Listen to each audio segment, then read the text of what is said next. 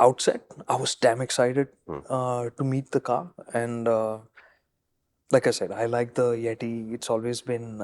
Sorry, since you're on design, where did this WagonR thing come from? Because when I saw it on social, remember, there's usually a gap between us seeing a car and us reacting to a car. Whenever the Syros would come up, I'm sorry, I'm struggling with the name.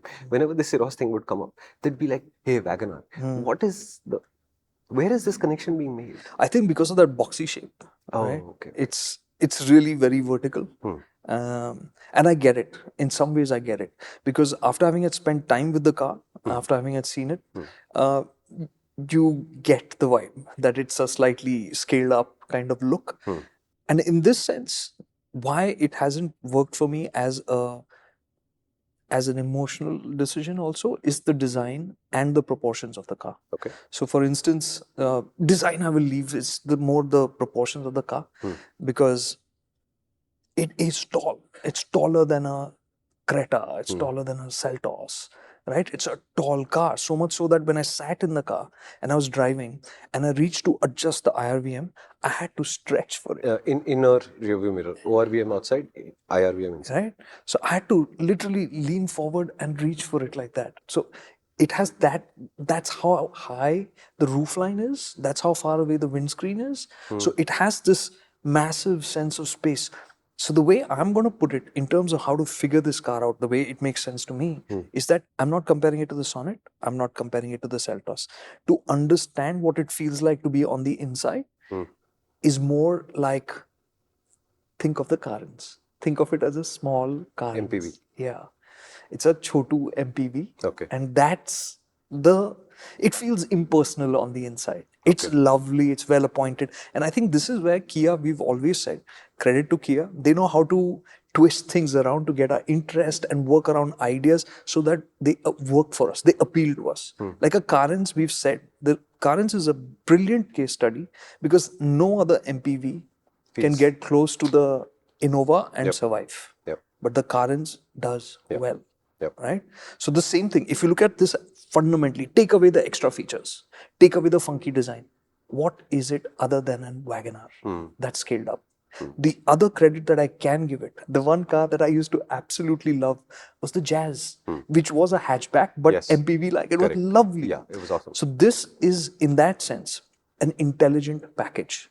They have added in features like the sliding second row to increase luggage space at the back, recline the seat back, second row seats, really recline. So if you want to lounge out, awesome. And that's the one thing.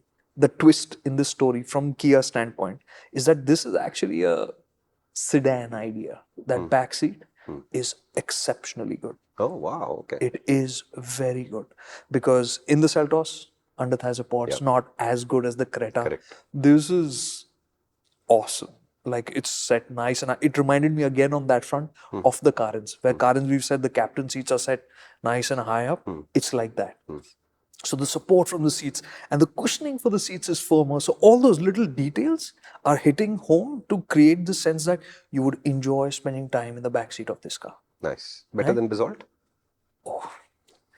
Basalt nails several things to get that experience right. And that's suspension. Correct. Basalt is beautiful. That's why I brought it up. It's a conversation we've had even at that drive with other people, saying that today the best backseat is the Basalt. There's no with the cut. With or without, even because the suspension, I mean, it makes such a massive difference. The sound insulation, all of that, it really was so good. Okay, sorry I distracted you. Let's go back to the cabin. No, it's a very good point. It's a very good point because there are different now body styles that are providing you a solution which we have tied to a body style, which is the sedan body style, saying that that's the backseat experience. But today you have this SUV coupe, now you have this box which is offering you, no, literally. Wagon type R. So yeah, it's but the idea over here is if you want a family car and the back seat is the priority, this car will make so much sense. And the luggage space, solid, right? 390 liters at the least and 460. So 390 actual, 460 marketing. No, because it slides, no. So like that. Okay, not to the roof like Hyundai. Boot space is genuinely usable. It's good. So the practical, family-oriented aspects of the luggage space being great, of the back seat being good, solid. And of course, it has at the the top spec variant, the top two variants get the ventilated seat base for extra comfort. And back seat. No, driver. so driver's seat though has seat base and seat back. The back seat has just base. Only the seat base. Okay. So they said that it's because of a packaging limitation. If they had to put it in the seat back as well, they would end up consuming more space. Got it. So they would eat into the amount of room they're offering in the back seat. And they're saying these kind of fixes that they'll look at doing in future updates. If there is enough demand and question. Fair enough. So I'm sure they'll look at doing these things for sure. So that aspect of it, the functional basics of it, are solid. The WagonR is super popular. And the reason why you would not want this car to come across as a functional vehicle is because then it'll get pegged directly like that. Correct. By doing all these twists of loading it up with equipment, making its exteriors look so dramatic, you can't really put it into that box easily. Yeah. You yourself fight back against it. But the reason the WagonR is so popular is because it's so easy to get in and out of. Yeah. For elders in the family, it's lovely. It's a great car. And Yeah. older, like so many of my family members, they are 70 plus. They all love the WagonR. They're still driving. And they choose the WagonR because of that convenience.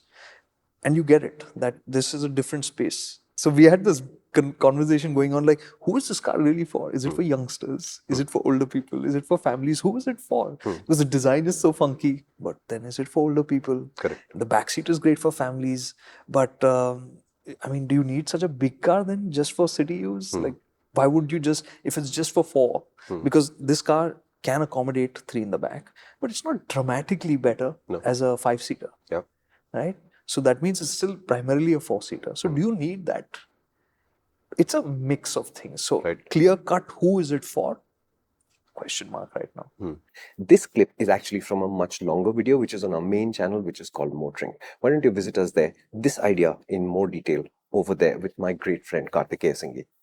You like him, right?